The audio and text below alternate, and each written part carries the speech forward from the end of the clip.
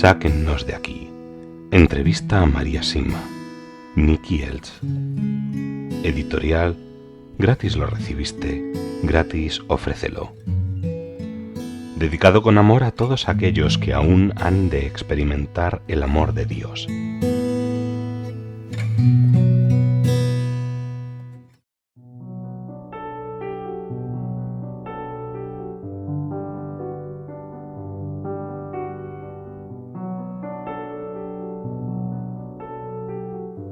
La enfermedad.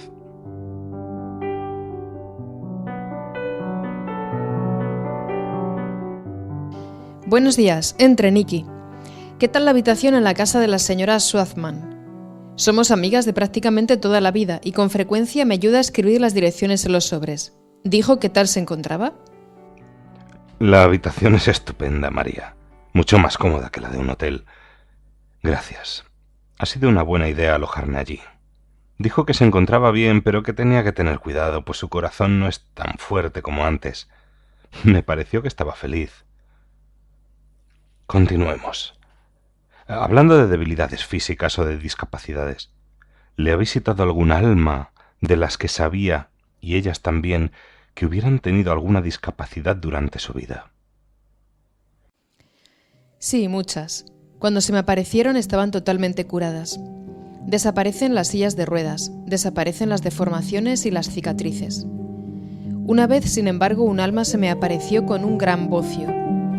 Pero esto solo ocurrió para que su familia me creyera cuando les contara que su pariente se me había aparecido con determinadas instrucciones para ellos.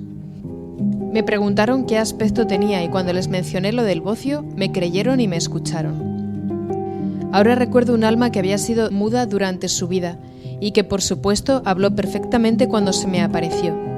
Mostró mucha alegría de poder hablar, pero no pudo averiguar por qué no podía hacerlo cuando vivía. Si durante su vida terrenal usaban sillas de ruedas, ahora ya no, y caminan perfectamente. Toda imperfección, ya sea pequeña o importante, desaparece. Pero recuerde que yo solo veo a aquellas almas que se encuentran en el nivel más alto del purgatorio. Lo digo porque otros han visto sufrimientos y heridas en las almas, aunque no eran las mismas que padecían en vida. Son sufrimientos del alma y no del cuerpo, debido a que ya no poseen un cuerpo físico. Creo que lo más cercano que he visto fue cuando se me apareció un sacerdote y tras decirme lo que necesitaba, me dio la oportunidad de preguntarle por qué tenía la mano derecha tan negra, sucia y dolorida. Su respuesta fue: dígale a los sacerdotes que no dejen de bendecir a los fieles, a los hogares y a los objetos religiosos. Me negué en varias ocasiones a hacerlo y por lo tanto ahora debo sufrir en mi mano derecha. ¿Es el SIDA un castigo de Dios? Sí lo es, pero prefiero llamarlo reparación y es por la inmoralidad de los hombres. Si esto escandaliza a alguien, diciendo que Dios entonces no es un Dios de amor, hay que afirmar que el castigo y la reparación son también por amor. Y en cuanto a los inocentes que ahora también sufren el SIDA, se debe a una reparación mayor y necesaria.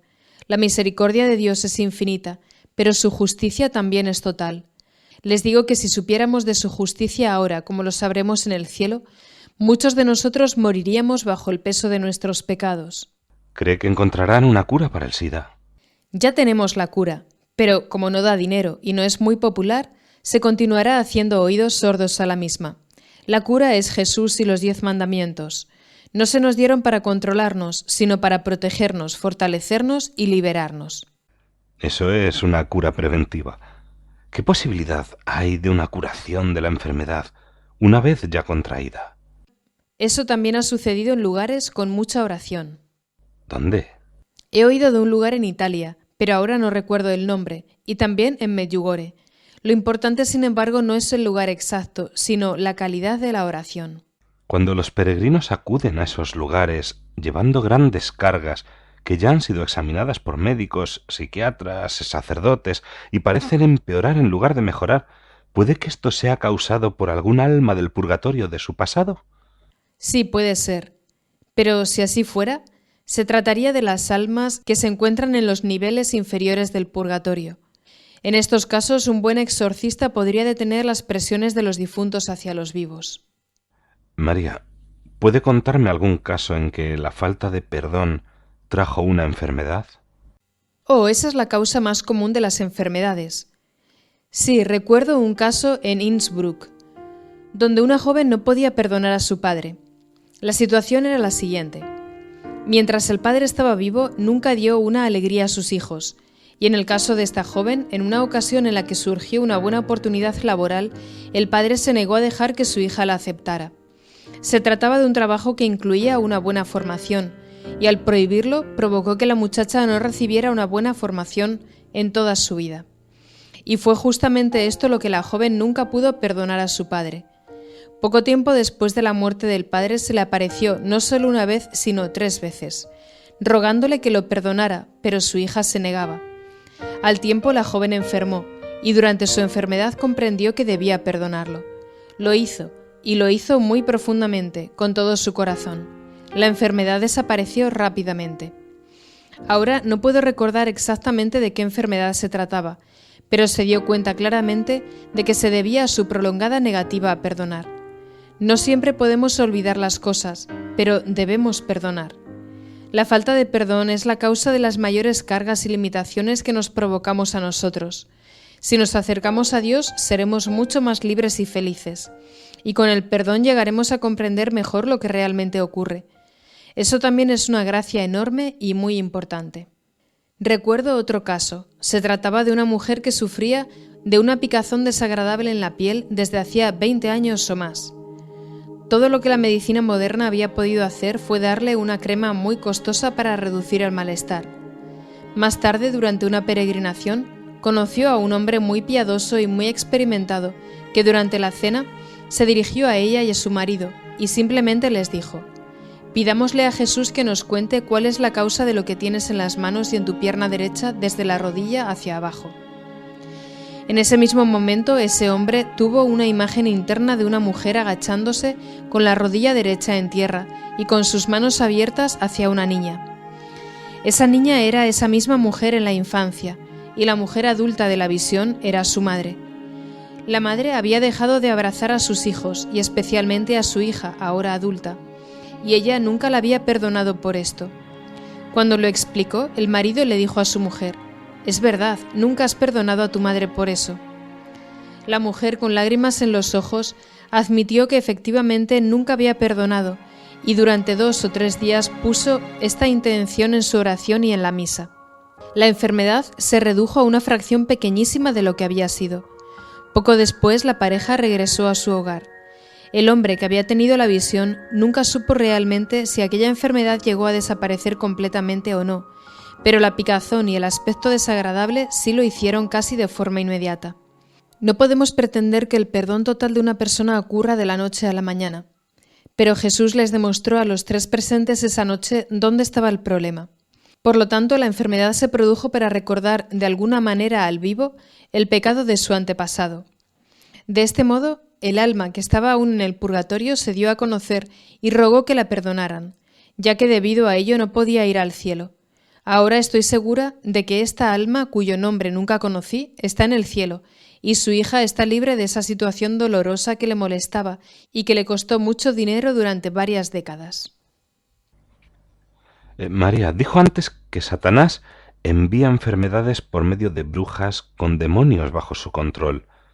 ¿Cómo se da cuenta alguien de si su enfermedad está causada por ellos o por algún otro motivo? Rezando con él o por él. Si tiene otra causa, el exorcismo o la oración no darán resultado, pero cuando proviene de los demonios sí lo da.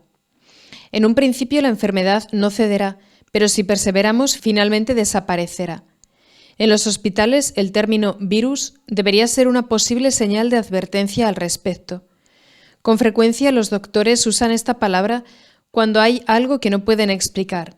En casos así hay que llevar a un sacerdote o a algún otro poderoso intercesor y hay que pedir a los amigos y parientes que recen por la intercesión de Nuestra Señora y de San Miguel. El sacerdote también deberá llevar agua bendita para exorcismos o, mejor aún, aceite. ¿Podría darme un ejemplo o 2 de enfermedades enviadas de forma demoníaca? En este momento recuerdo 3 casos.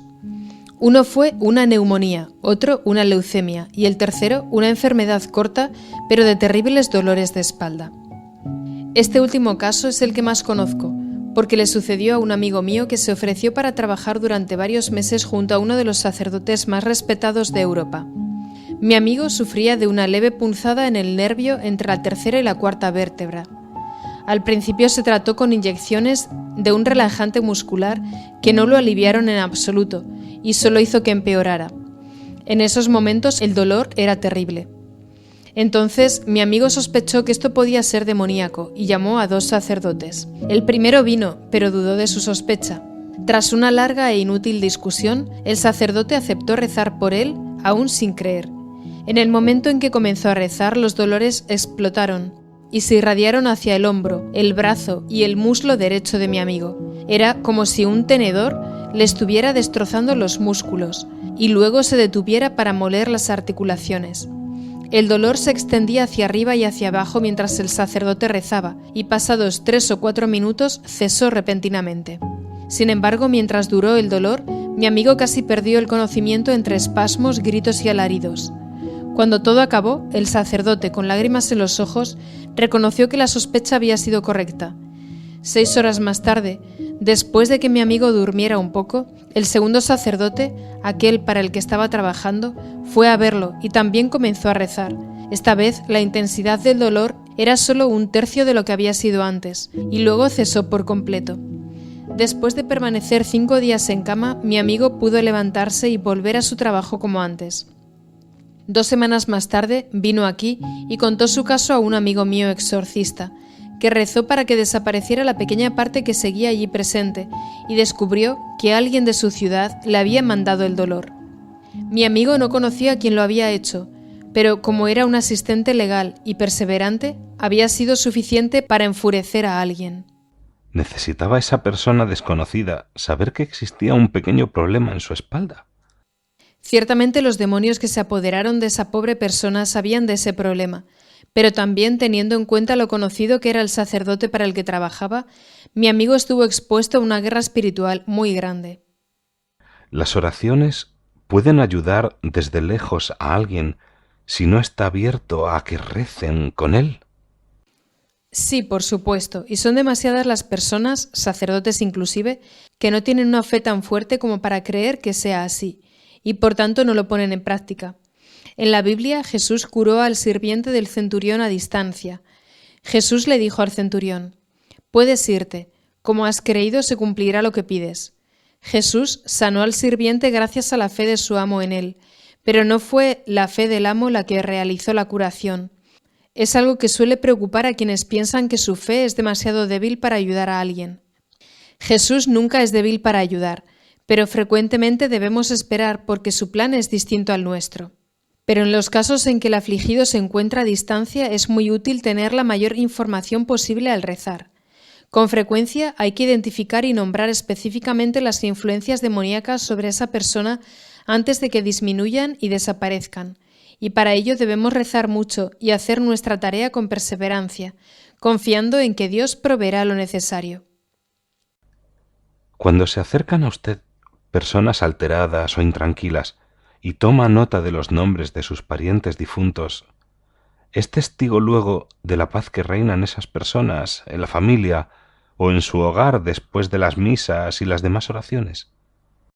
Sí, casi siempre, pero depende por supuesto de si mantenemos o no el contacto.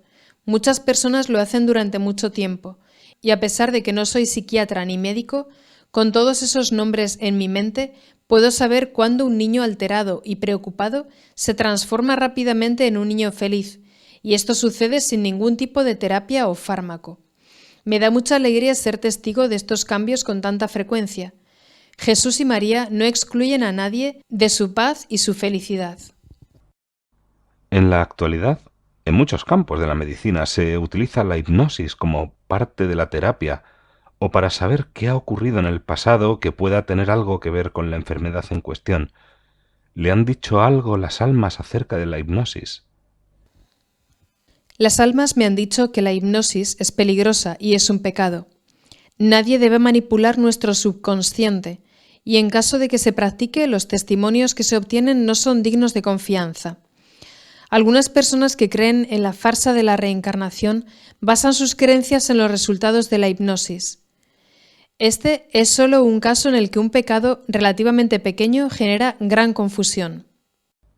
Cuando estamos muy enfermos y sufrimos grandes dolores, ¿qué les está permitido hacer a los ojos de Dios a los médicos que nos atienden?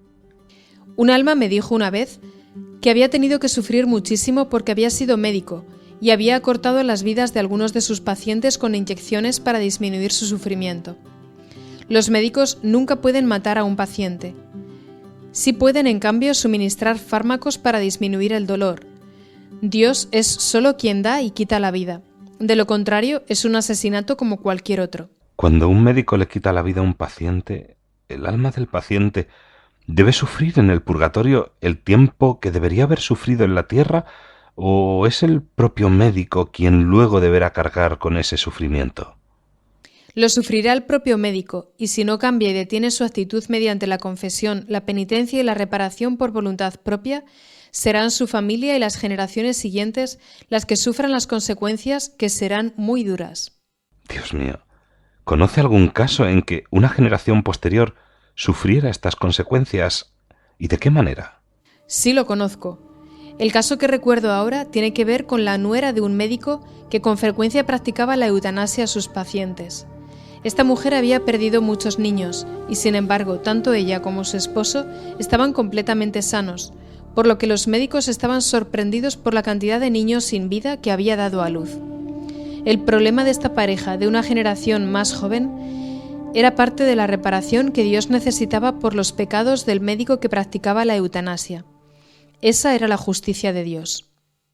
Esto quiere decir que tanto el que practica abortos como su familia sufrirán todo lo que los niños asesinados deberían haber sufrido a lo largo de toda su vida si se les hubiera permitido vivirla, tal y como Dios había planeado. Sí, a menos que detengan su actitud inmediatamente y reparen por ella. He oído decir que las ciudades de Sarajevo, Mostar, Vukovar eran, antes de la división de la antigua Yugoslavia, las ciudades del país donde con mayor facilidad se practicaban abortos. Con respecto a la justicia divina, ¿se debe a ello el que esas ciudades sufrieran el mayor daño durante la guerra de los Balcanes? Podría ser. En los lugares en los que se concentran pecados que atentan contra la vida, Dios inevitablemente aplicará su justicia. Que este ejemplo sea una advertencia para todos los gobiernos, tribunales y médicos del este y del oeste.